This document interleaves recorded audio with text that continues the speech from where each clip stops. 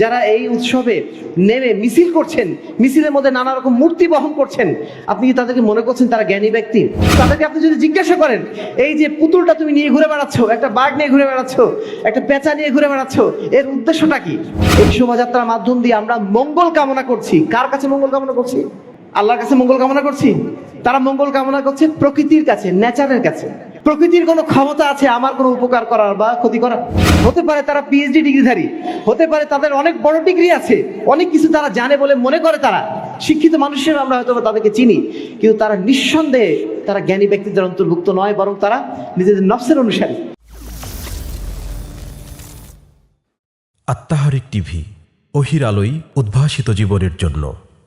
ফালাম ইন্নামা ইয়াত্তাবিউনা আহওয়াহুম ওয়া মান আযাল্লু মিম্মান ইত্তাবা হাওয়া বিগাইরি হুদাম মিনাল্লাহ ইন্নাল্লাহা লা ইয়াহদিল কওমায যালিমিন। নিশ্চয়ই তুমি জেনে রাখো, যারা ভুল পথের অনুসারী হয়েছে, যারা বাতিল পথের অনুসারী হয়েছে, তারা তো মূলত তাদের নফসের অনুসারী ছিল, তারা তাদের প্রবৃত্তির অনুসারী ছিল, তারা দ্বীনের অনুসারী ছিল না, তারা আল্লাহর অনুসারী ছিল না, তারা আল্লাহর রাসূলের অনুসারী ছিল না, বরং তারা নিজেদের মন মতো কাজ করার বিষয়ে তারা অগ্রগামী ছিল। ওমান আযাল্লু মিম্মান ইত্তাবা হাওয়াহু বিগাইরি হুদাম মিনাল্লাহ। আর আল্লাহ রাব্বুল আলামিনের হেদায়েত ছেড়ে, আল্লাহ রাব্বুল আলামিনের নির্দেশনা ছেড়ে যারা নিজেদের মনকে অনুসরণ করে, নিজেদের প্রবৃত্তিকে যারা অনুসরণ করে, তাদের চেয়ে পথভ্রষ্ট আর কে হতে পারে? ইন্নাল্লাহা লা ইয়াহদিল কওমায যালিমিন। নিশ্চয়ই আল্লাহ রাব্বুল আলামিন কোনো জালেম কওমকে কখনো হেদায়েত দান করেন না। সূরা কাসাস 50 নম্বর আয়াত। সম্মানিত উপস্থিতি, এই ধরনের বেশ কয়েকটা আয়াত আমরা পবিত্র কোরআনে দেখি, যে জায়গাগুলোতে আল্লাহ রাব্বুল আলামিন এভাবে আমাদেরকে নির্দেশনা দিয়েছেন, বা এভাবে আমাদেরকে পথ নির্দেশ করেছেন যে যারা ভুল পথে যাচ্ছে, যারা বাতিলপন্থী, তারা মূলত কোরআনের অনুসারী নয়, হাদিসের অনুসারী নয়, তারা হচ্ছে তাদের নফসের অনুসারী, তারা তাদের অন্তরের অনুসারী। তারা আল্লাহকে ভুলে গেছে, তারা ইসলামকে ভুলে গেছে, তারা দ্বীনকে ভুলে গেছে। দ্বীন এবং ইসলাম তাদের কাছে শুধুমাত্র একটা রেওয়াজ মাত্র। কিছুদিন আগে, এক সপ্তাহ আগেই আমাদের দেশে একটা বিরাট উৎসব হয়ে গেল, যেটাকে আমাদের দেশে বলা হচ্ছে পয়লা বৈশাখের উৎসব। এই উৎসবকে কেন্দ্র করে বাংলাদেশের রাষ্ট্রীয়ভাবে ছুটি ঘোষণা করা হয়েছে।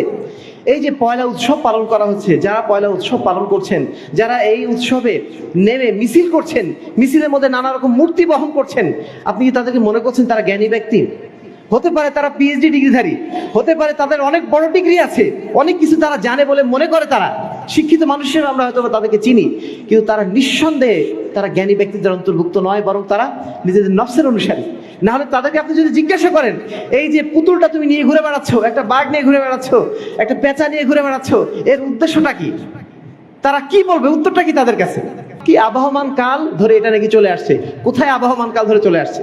কেউ কোনো প্রমাণ দেখাতে পারবে আবহমান কাল ধরে চলে আসছে? পেঁচা নিয়ে আপনার লাভটা কি? তারা বলছে এটা হচ্ছে মঙ্গল শোভাযাত্রা। তার মানে এই শোভাযাত্রার মাধ্যম দিয়ে আমরা মঙ্গল কামনা করছি। কার কাছে মঙ্গল কামনা করছি? আল্লাহর কাছে মঙ্গল কামনা করছি। তারা মঙ্গল কামনা করছে প্রকৃতির কাছে, নেচারের কাছে।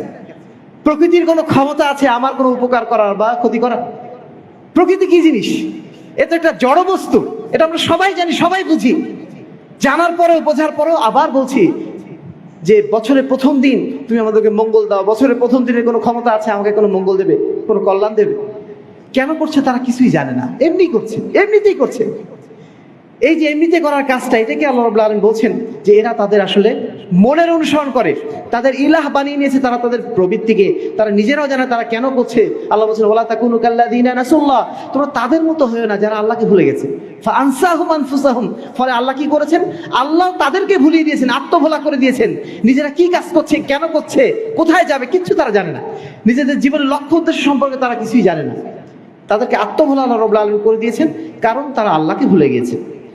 তাদের পরিচয় দিচ্ছেন আল্লাহ সুম্মুন বুকমুন উমিয়ুন ফাহুম লা ইয়াকিলুন। তারা এমন হয়ে গেছে, তারা যেন অন্ধ, চোখ থেকেও অন্ধ, অন্তর থেকেও তাদের অন্তর কিছুই বোঝে না, কান থেকেও তাদের কান কিছুই শোনে না। আপনি যতই তাদেরকে এগুলো বোঝানোর চেষ্টা করেন, তাদের মাথাতেই ঢুকবে না। হাজারবার বোঝানোর চেষ্টা করেন, মাথায় ঢুকবে না। মনে করে যে একটা কালচার চলছে অনেকদিন ধরে, একটা কালচার ফলো করলে কি হয়? আপনি যে মুসলিম, আপনি যে আল্লাহর বান্দা, আপনি তো পশু প্রাণী নন। পশু প্রাণী যা খুশি করতে পারে, কিন্তু আপনি একজন মানুষ, আপনি আল্লাহর সর্বশ্রেষ্ঠ সৃষ্টি। আপনাকে আল্লাহ রাব্বুল আলামিন বিশেষ একটা উদ্দেশ্য নিয়ে সৃষ্টি করেছেন। আপনার মৃত্যুর পরে আরেকটা জীবন আছে। এই জ্ঞান যদি আপনার থাকে, তখন আপনার কাছে এটা মনে হয় একটা ফালতু কাজ। এর একটা উদাহরণ এভাবে দেওয়া যায়। একটা ছোট বাচ্চা একটা চকলেট নিয়ে কত মারামারি করে, ছোট বাচ্চা বয়সে। আমরা নিজেদের কথা মারামারি করেছি অন্য ভাই বোনদের সাথে। এখন আমরা সেটাকে মনে করি কি, মনে করি শিশুদের কাজ, একটা পাগলের কাজ। কেন করলাম এই কাজটা? ওই সময় কেন করতাম? কারণ আমরা বুঝতাম না। আজকে যারা আমাদের পিএইচডি ডিগ্রিধারী হওয়া সত্ত্বেও তারা আজকে মঙ্গল শোভাযাত্রায় অংশগ্রহণ করেছেন, তারাও কালকে আমাদের ময়দানে ঠিক ওইটাই অনুভব করবে যে আমরা কি ধরনের পাগল ছিলাম, কি ধরনের গর্ধব ছিলাম, যে এই ধরনের একটা অনর্থক কাজে আমরা আমাদের সময়গুলো নষ্ট করে দিয়েছি। অথচ ওই সময়টা যদি আমরা আল্লাহর আনুগত্য করে কাটাতাম, আমরা আজকে জাহান্নামের অধিবাসী হতাম না। আজকে আমরা জান্নাতের উচ্চ স্থানে থাকতে পারতাম, যেভাবে আল্লাহর যারা বান্দা তারা থাকতে পারছে। সম্মানিত উপস্থিতি, এই জ্ঞানহীনদের অন্তর্ভুক্ত আমাদের বাংলাদেশের প্রায় 80% মানুষ।